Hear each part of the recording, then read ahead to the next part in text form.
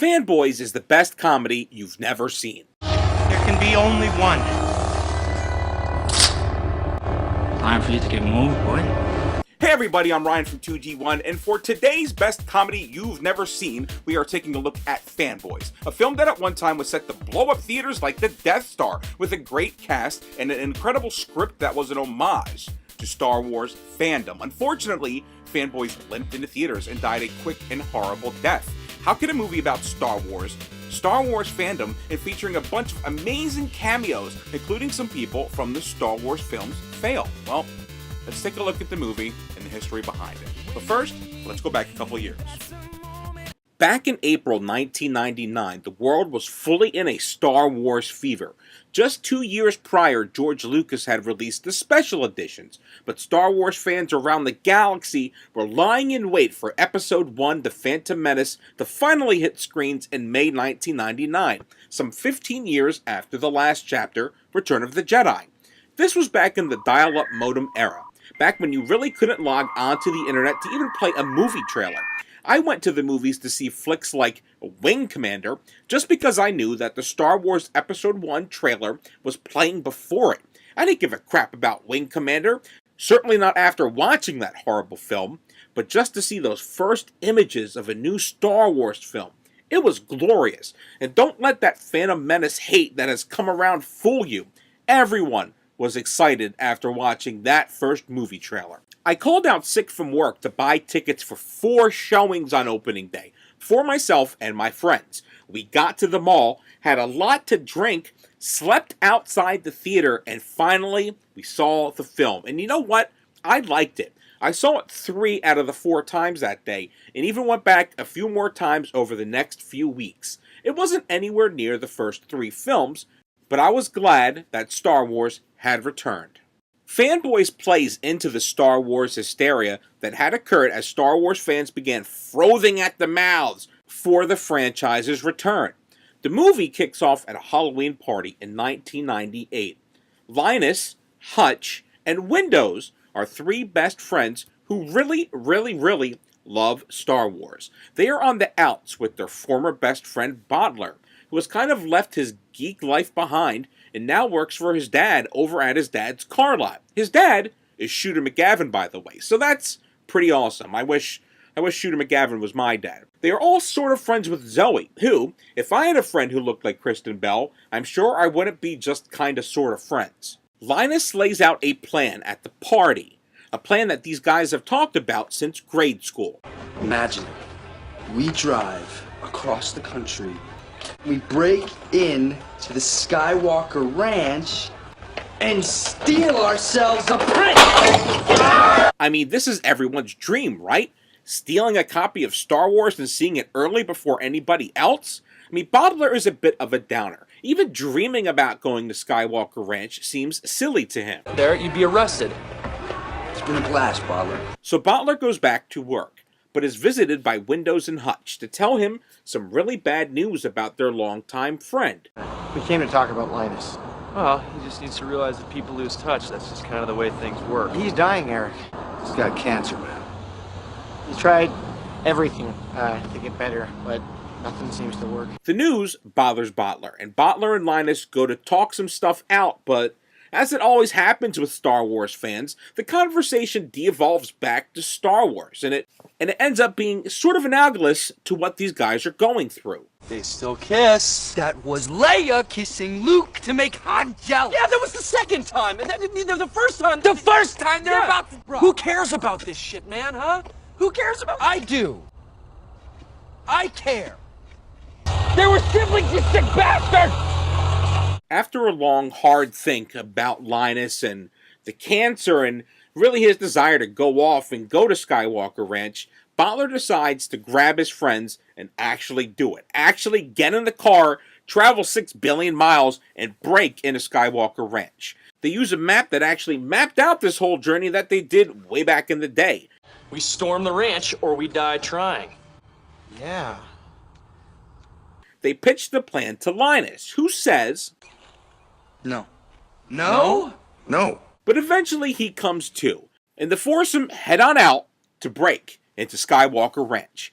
Now, very early in this journey, Bottler points out that Hutch has all these cassettes of Rush. He even pulls out the 2112 album. Hutch just shrugs this off. There's a reason I'm pointing this out, which I will get into later. But this journey isn't without its side quests, and the guys decide to make a little stop off here and there. Why? The statue immortalizing him, grappling with his most accursed nemesis. Ricardo Montalban? So they can get into it with some Trekkies who have erected a statue at the very spot Kirk will be born. Linus tears off a Vulcan's ear with his mouth. And Jay Baruchel gets into what has to be one of the worst choreographed fight scenes in film history. They end up meeting Danny Trejo, who gets them super duper high, and they start seeing some really weird crap. Though Shooter McGavin can really wield a lightsaber well. Hey JJ, you need someone for episode 9? He is your guy. The plan to break into Skywalker Ranch basically hinges on getting a layout of George Lucas's building from a girl Windows has been talking to on the internet named Rogue Leader.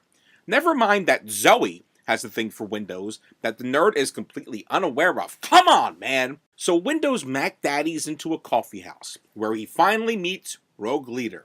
His cyber crush? A 12-year-old. You're 12! I'm 10.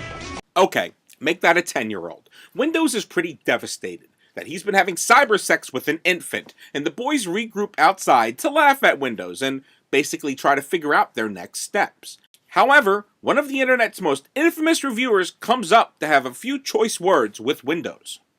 Harry Knowles! Which one of you's Windows? Me. Nice to meet you. Oh! It turns out Rogue Leader is actually Harry's niece, and Harry doesn't like that Window just made the girl cry, regardless of her age. Once Windows finishes getting the crap beat out of him, Harry puts them through some Star Wars trivia. The boys all pass the test, and Harry agrees to help him. He has an inside contact who can get you whatever you want on Skywalker Ranch. You're gonna meet my friend in Vegas. He's got everything you need, okay? The password?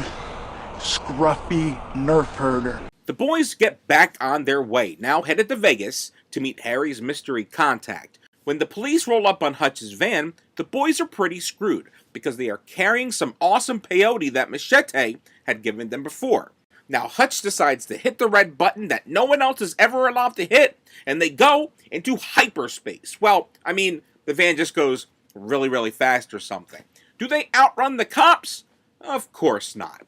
Luckily, Zoe decides to then travel 6 million miles to bail the guys out. They still have to go before the judge, and that judge, my friends, is Lando Calrissian, who doesn't really give a crap about the guys or their journey to Skywalker Ranch. He reveals that he believes that peyote is for their dying friend, but not because these kids are telling him so. My father. Mm-hmm. You actually spoke with my dad. Sure did. He wanted me to give you this message. Shooter McGavin kept the kids out of jail, but he gives his own son a huge ultimatum.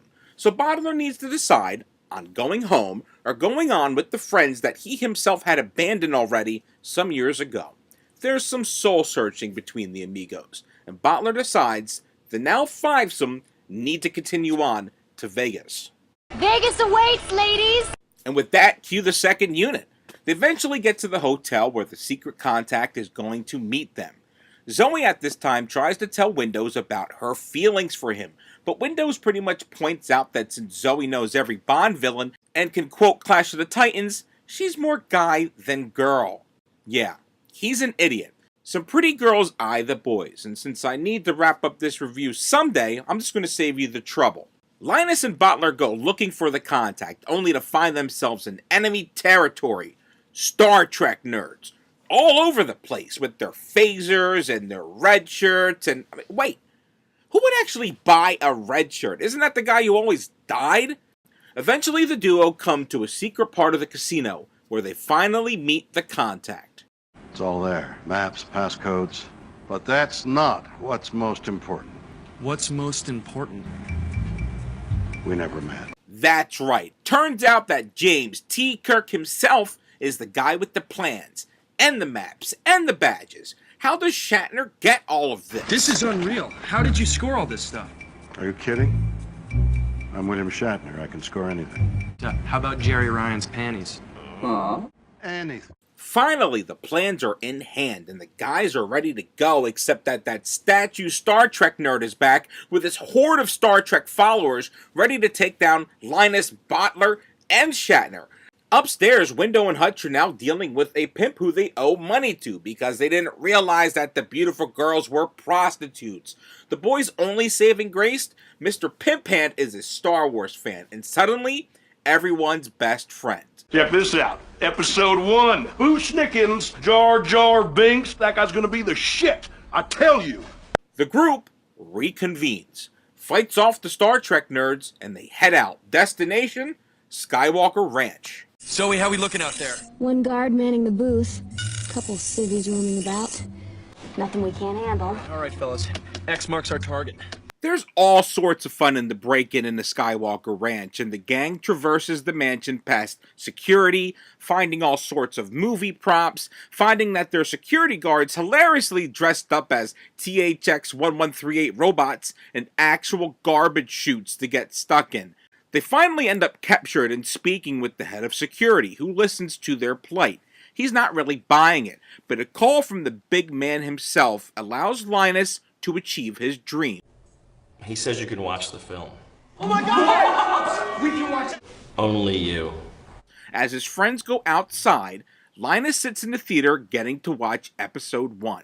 Everyone else, well, they have to wait for a few months later when episode 1 actually hits theaters. But it seems that their friendship is as strong as their love for Star Wars. Well, except for that one single episode 1 question. What if the movie sucks? Fanboys is not the type of film where you are sitting around laughing every 20 seconds, and I think there's 2 reasons for this. Number 1 is the movie, it has a lot of heart. It's an action, comedy, road movie, but it is also about the mission to have a dying friend see Star Wars. Number 2 is that director Kyle Newman only had 36 hours to put together a final cut of the film. Films can be in editing for months and months. It's a long and tedious process. So why did Newman only have just 36 hours? The history and behind the scenes over the final cut of Fanboys can be even more interesting than the film itself. Fanboys was originally going to be released on August 17th, 2007. I was at San Diego Comic-Con that year, and I interviewed Fanboys star Dan Fogler. I was supposed to be talking about his upcoming film Balls of Fury, but I started off the interview with some questions about Fanboys. And you're in a comic book. Which one, the Fanboys? Fanboy. Nice. How's that feel? Like to be a comic book character? It feels awesome. And they're talking about like making a Hutch action figure. You'll be like, they're gonna have like regular Hutch and then Stormtrooper Hutch. Yeah, they're gonna have like, I think they're talking about having the Hutch and the Stormtrooper outfit holding the helmet. There was talks of Fanboy action figures. There were talks of Fanboy sequels. The Ashcan comic book prequel was released, given away at Star Wars Celebration and San Diego Comic-Con. Today, that Ashcan is impossible to find. Not even eBay or Mile High Comics seem to have a copy. A grainy version of the comic is on the Fanboys Blu-ray, and Fanboys prequel comic artist Neil Edwards was kind enough to send over this beautiful black and white piece. But get this, even Neil does not own a copy of this Ashcan. So what happened? Reshoots pushed the film back, and the availability of the cast caused those reshoots to go back further. When the reshoots did happen, they weren't directed by Fanboys director Kyle Newman. They were directed by comedy director Stephen Brill, known for directing films like Heavyweights and Mr. Deeds, but also known for directing efforts like Little Nicky and Movie 43. These reshoots were to remove the entire cancer plot, which is the kickoff of having these guys go off on this impossible journey. Otherwise, they are just D-bags breaking into somebody's house. The reshoots added a crap ton of raunchy humor, but the interwebs went nuts when they heard what had happened to the film. Fans went after Brill because of the cancer plot being excised. Brill seemed to take these attacks a bit personal, and had some choice words for fans. Direct your wrath at me, but don't take it out on the movie. What can we do to appease you, Chris, you dumb Email me again and I will hunt you down, Try me. I mean, that's what he said to one fan. And to another he wrote, You're kind of a big-mouth tough guy over the internet. Want to come say you to my face? I'd be happy to give you the chance. Not exactly the best publicity. When it was decided that the cancer version would be the version released in theaters, Kyle Newman got the film back in his hands, but only had that 36 hours to put his version back together. How much is Newman's film? And how much is Brill's? I'm not sure, but what I do know is the Weinstein Company finally dumped Fanboys into just 40 theaters in February 2009. The movie was written by Ernest Cline, who would find massive success just a few years later with his incredible novel Ready Player One, his ode to 70s and 80s pop culture. Rush's 2112 album actually factors greatly into the plot of that novel, which is why in rewatching Fanboys again, it was awesome to see that Cline had already told us of his love for this band on the big screen. The screenplay was co-written with Adam Goldberg, well known these days for producing The Goldbergs on ABC. Life would imitate art in 2015 when Dan Fleetwood, a man dying of terminal cancer, got to see an early cut of 2015 Star Wars film The Force Awakens. Fleetwood watched the film about 2 months before it's released, and just 5 days later, Daniel passed on. Critics gave Fanboys a bad rap, with one saying that it devolves into nothing more than a silly road trip movie. Maybe it does, but it's about fandom and friendship. It's about rivalry. It's about growing up, and it's about following your dreams. It's also really funny at times, and the cast really does a great job trying to make us smile. Fanboys stars Dan Fogler, Jay Baruchel, Kristen Bell, Sam Huntington, Chris Marquette, Ethan Suplee, Christopher McDonald, Seth Rogen, Danny McBride, Billy D. Williams, Carrie Fisher, Ray Park, Craig Robinson, Will Forte, William Shatner, Kevin Smith, Jason Mewes, Jamie King, and Seth Rogen. Thanks for watching. It really helps if you like, subscribe, and comment below, especially if you liked what you saw today.